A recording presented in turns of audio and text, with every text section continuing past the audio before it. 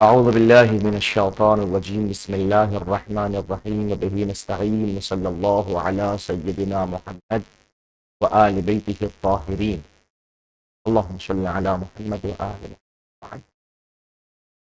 قال رسول الله صلى الله عليه وآله وسلم إن العلم حياة القلوب ونور الأبصار من العمى وقوة الأبدان من الضعف.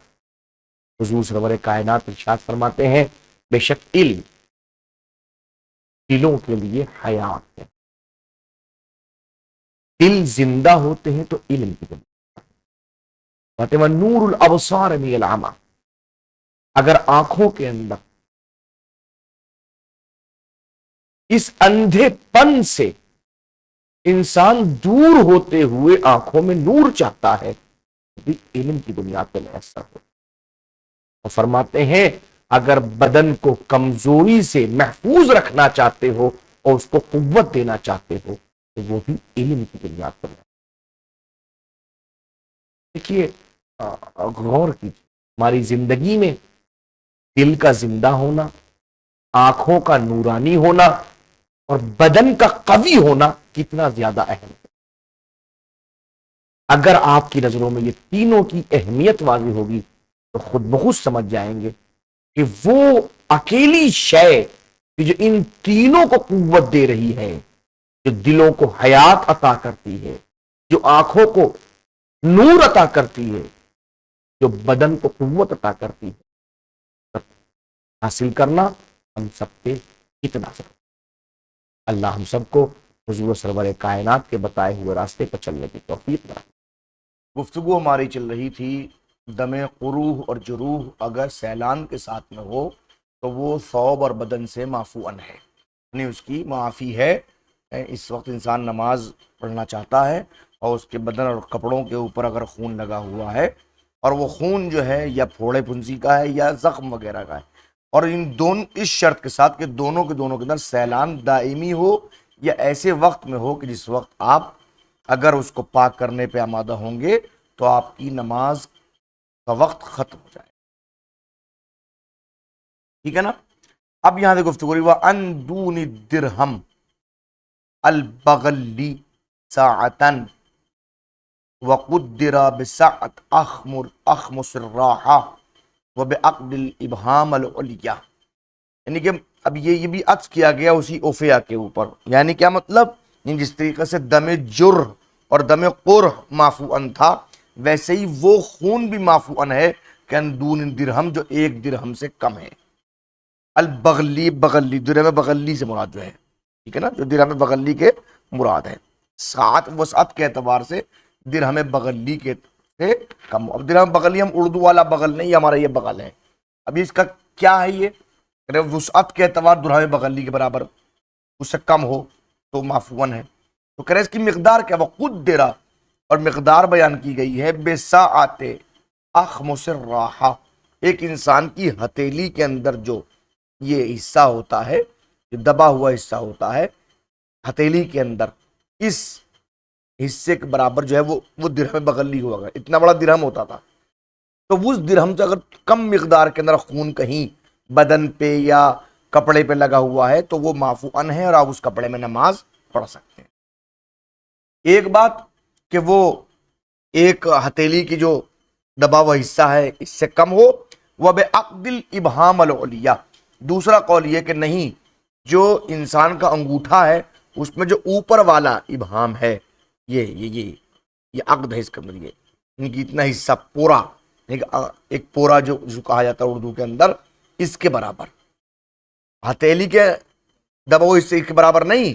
دوسرا قول یہ کہ نہیں، انگوٹھے کے جو پہلا پورا بڑا پورا ہوتا ہے اس کے برابر. وبعقد السبابہ، اور تیسرے کہ نہیں سبابہ کے عقد یعنی اس کے برابر. سبابہ، ہاں جو بڑے انگوشت شہاد کو کہتے ہیں. سبابہ سب کہتے ہیں گالی دینے کو. جب انسان کسی کو کچھ کہتا ہے تو اسی انگلی کو اٹھا کہتا ہے تمہیں یوں کر دوں گا، تمہیں یوں کر دوں گا، یوں، اور تو کون ہے، تو کون ہے. یہ گالی دیتے وقت یہ انگلی اٹھائی جاتی ہے، ٹھیک ہے نا. اب عقد السبابہ، عقد السبابہ ان کے اوپر والے حصے کے برابر. تو اب مسئلہ یہ ہے کہ ہتھیلی کا دبا ہوا حصہ، انگوٹھے کا اوپر کا حصہ، سبابہ کا اوپر کا حصہ، یہ تین الگ الگ کیا منافات نہیں پائی جاتی؟ یا یہ صحیح ہے، یہ صحیح ہے، یہ صحیح ہے؟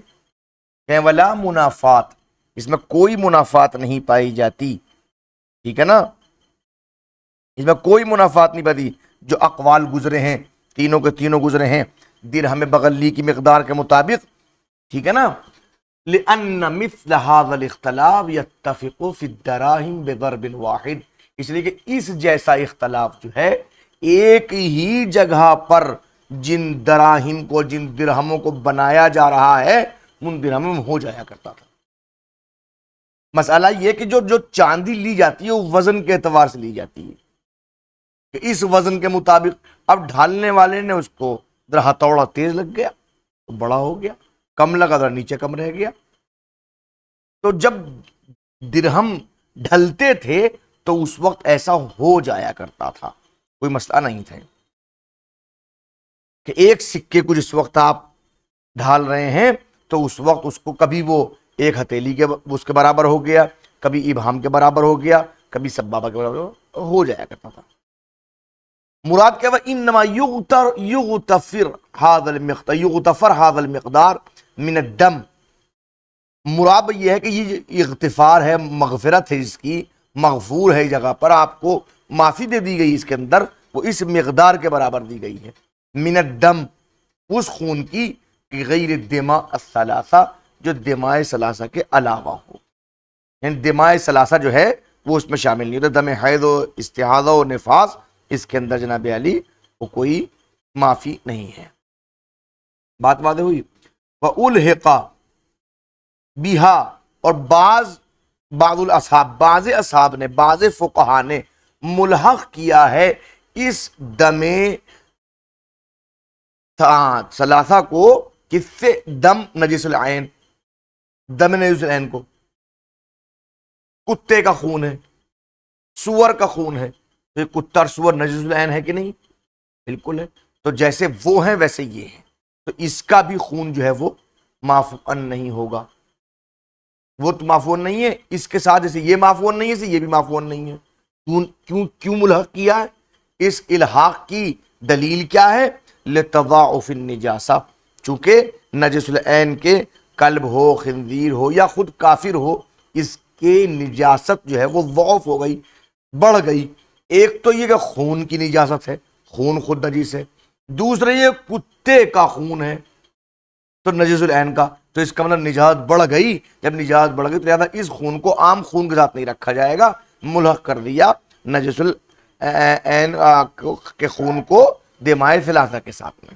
بات بھائی کہنا ولا نص فی، لیکن اس پہ کوئی نص نہیں، اس الحاق کے اوپر کوئی نص نہیں۔ وقضیۃ الاصل تقتضی دخولہ فی العموم، اب مسئلہ یہ ہے جو عموم عام خون کی بات کریے، اصل کا تقاضا یہ ہے کہ آپ اس خون کو بھی اسی عام خون میں داخل کریں۔ اصل کیا ہے؟ اصل کی جملہ موجود ہے کہ آپ جن چیزوں کو روایت نے الگ کیا ہے کہ اتنا خون فرض کی، انہوں نے کہا کہ اس خون کو اگر وہ دماء ثلاثہ میں سے نہیں ہے تو معفون ہے، تو اب جس کو خارج کیا ہے وہ کیا، وہ دلیل ہونی چاہیے اس کے لیے، اور یہاں کوئی دلیل نظر نہیں آتی۔ کہیں دم حیض کو تو ممکن ہے کہہ دیا گیا ہے کہ قلیل دم کہیں ہو، لیکن یہاں نہیں ہے۔ اصل کا تقاضا یہ ہے، ایک اصل یہ کہ جب بھی کسی چیز کو خارج کریں گے آپ حکم سے، اس کو دلیل کی ضرورت ہے۔ وقضیۃ الاصل، اصل کا تقاضا یہ ہے تقتضی دخولہ فی العموم، کہ اس کو بھی آپ داخل کر دیں عموم کے اندر، یعنی کہ یہ جو نجس العین کا خون ہے اس کو بھی عام خون کے ساتھ شامل کریں، آپ دماء ثلاثہ میں اس کو ملحق نہیں کریں گے۔ والعفو عن هذا المقدار مع اجتماعه وفاق، اس مقدار کے مطابق اگر خون کہیں لگ رہا ہے اور اجتماعاً لگا ہوا ہے، ایک ساتھ لگا ہوا ہے، ایک ہی جگہ کے اوپر خون کے 4-5 بوندیں ٹپکی اور وہ ایک فرض کیجیے درہم بغلی کے برابر ہے، یہ اس سے کم ہے، ٹھیک ہے نا، تو شریعت نے کہا کہ وہ معفون ہے، تو یہ معفوظ ہے، وہ اجتماع کے ساتھ میں ہو، موضع وفاق، اس پہ اتفاق ہے تمام علماء کا۔ لیکن مسئلہ یہ ومع تفرق ہی، اگر یہی اتنا ہی خون جو ہے ایک درہم کے بعد 2 بوندیں یہاں ہیں، 4 بوندیں نیچے ہیں، 5 بوندیں یہاں پہ ہیں، اگر ان سب کو جمع کیا جائے تو 1 درہم کے کم ہو جائے گا، درہم بغلی سے کم ہوگا. تو کیا جناب علی یہ بھی معفون ہے؟ اقوال، اس میں علماء کے درمیان میں اقوال پائے جاتے ہیں، مختلف اقوال ہے، کوئی 1-2 قول نہیں ہے، مختلف اقوال ہیں. کچھ لوگوں نے کہا کہ نہیں مطلقاً معفون ہے، کچھ نے کہا کہ نہیں معفون نہیں ہے مطلقاً. تیسرا قول یہ کہ دیکھا جائے گا تفرق جو ہے وہ کیسا ہے، فاحش ہے کہ غیر فاحش ہے، زیادہ نظر آ رہا ہے، بھئی شیٹیں اتنی زیادہ دکھائی دے رہے ہیں کہ فرض کیے ٹھیک ہے آپ گنے تو محسوس ہو کہ 1 ہی درہم کے برابر ہے، لیکن نظر آ رہا کہ زیادہ ہی ہے جناب علی. تو اگر فاحش ہے تو معفون نہیں ہے، فاحش نہیں ہے تو معفون ہے. یہ 3 قول اس طرح مختلف اقوال ہیں. آپ کیا فرماتے ہیں کہ اجودھا الحاقہ بالمجتمع، بہترین قول یہ ہے کہ آپ اس کو بھی، اس دم کو بھی کہ جو الگ الگ متفرق ہے وہ اس کو ہی مجتمع کے ساتھ جمع کر دیں، آپ اس کو ملحق کر لیں. ساری مقدار کتنی نظر آتی ہے؟ اگر ساری کے برابر جو ہے وہ درہم بغلی سے کم ہے تو اس کا مطلب یہ ہے کہ اس کو اس کے ساتھ میں شامل کر لی جائے. وَيَكْفِ فِي الذَّارِ انشاءاللہ بعد میں. وصلی اللہ علی محمد وآل بیتہ الطاہرین.